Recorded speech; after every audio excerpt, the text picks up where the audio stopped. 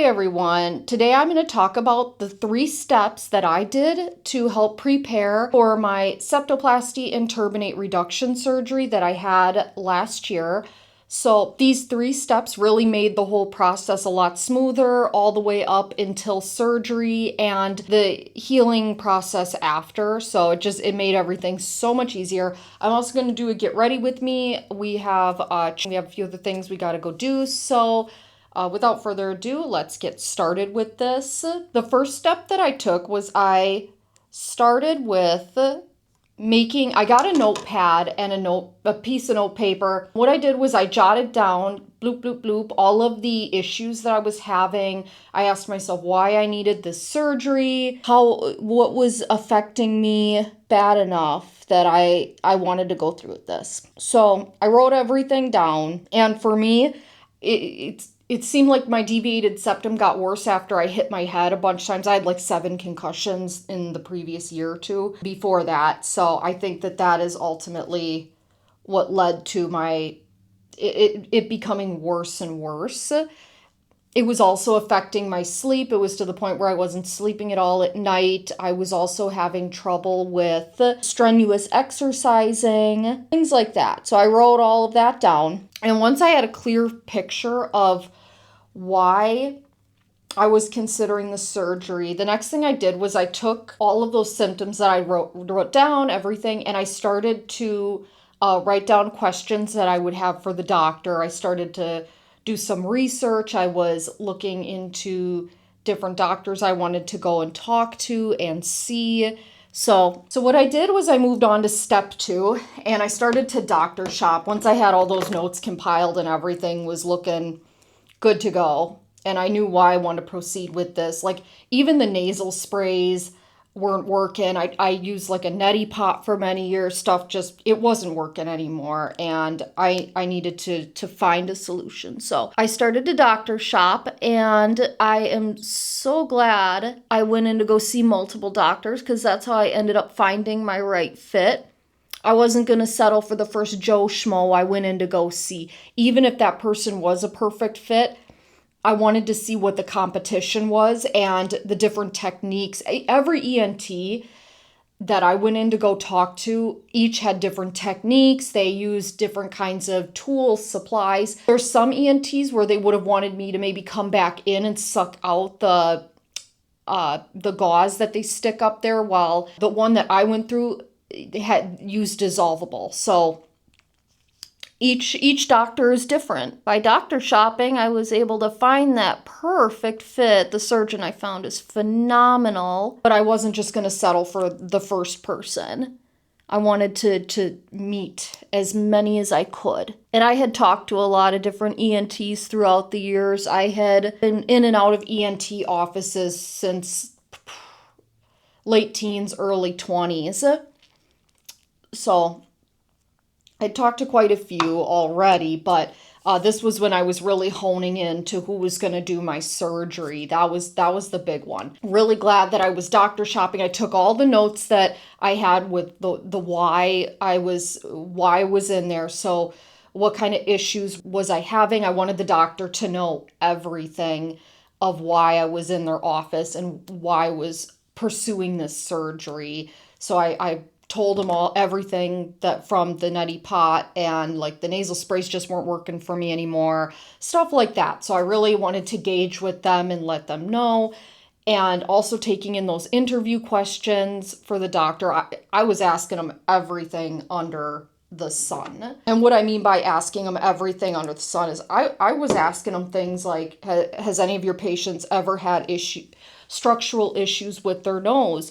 Did they ever have any complaints of empty nose syndrome? Oh, I asked them everything and anything, because I wanted to know how they were going to answer those questions. How were they going to react? Were they going to get upset with me? I just wanted to know everything. This was my thought process during the whole thing. If I asked them these questions and I was either too scared to ask them, or I was afraid of how they might react, I had to ask myself, this is somebody that's going to be cutting me open, cutting into my face. I better not be afraid to ask them anything. So yeah, I no regrets there. And the surgeon that I had, oh my gosh, he answered everything so professionally. He was just down to earth. Oh, cannot say enough good things about my surgeon. I'm really happy too that I didn't settle. A good example of this would have been why I'm really glad that I didn't settle was I went in to go see a different doctor, not my surgeon. I went to go see a different doctor. And I was interviewing this doctor's solution to fixing my breathing problems was a glowing rock. Yes. And although the doctor, I'm sure, the intentions were good, I am no foolish mortal.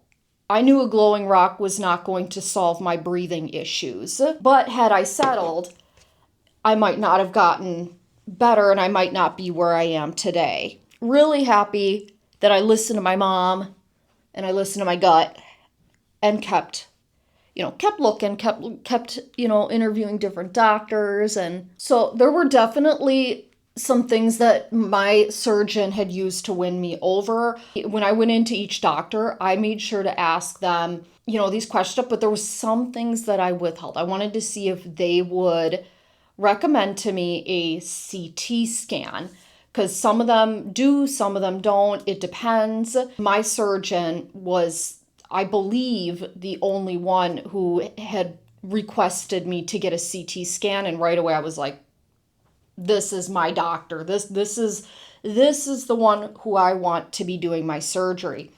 He was on top of everything, him and the nurses too. I was also watching the way that the doctors were treating the nurses, and oh my goodness, the nurses were just so wonderful here, and to see and just how he was treating them was so wonderful. It was those things that really won me over in the end. So once I had made up my mind and I was like, this is going to be my surgeon, I am ready to go, I moved on to my final step, which is step number 3. And that is making the final preparations. Once a date was in place for surgery, once the ball was rolling, and the first thing I did was I made sure to get done my advance directive.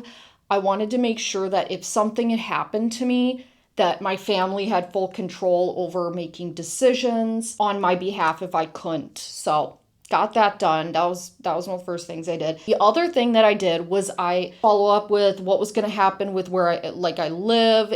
I wanted to make sure that when I left my place, that it was all the hatches were battened down, that I wasn't leaving any food to spoil in the fridge, things like that.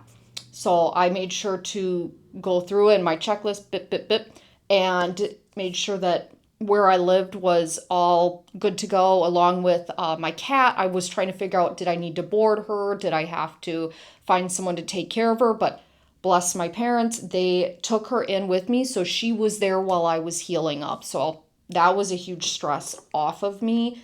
So grateful. Came out a little bit darker than what I wanted, but I think it looks good. Looks okay. Let me know in the comments what you think on this look so far. I'm just going off the cuff here. The last thing that I did on my list was I went on a little bit of a buying spree. I had this mentality that I would rather have it and not need it than not have it and need it. Although there were some things that I did not have that I wish I had, and I made a short about this. Although I had a lot of stuff already, I still was missing a couple of things. But I bought it what I could. I went on Amazon, Walmart, just wherever sites where I could find stuff, and I went on a little bit of a buying spree. There were some things that I have no regrets and was so glad that I bought. There's that gray pillow I've shown in multiple videos. That has been a lifesaver.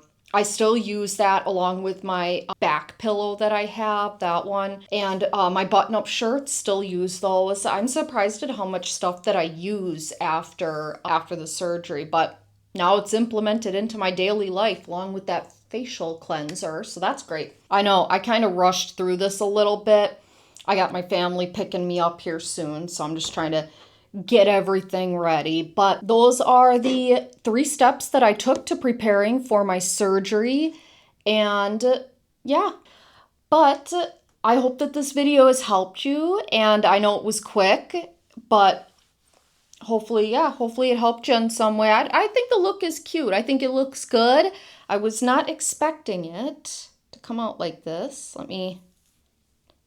But that about wraps it up for this video. Thank you so much for watching. I know it was quick. You take care now, and I will catch you in the next video. Bye for now.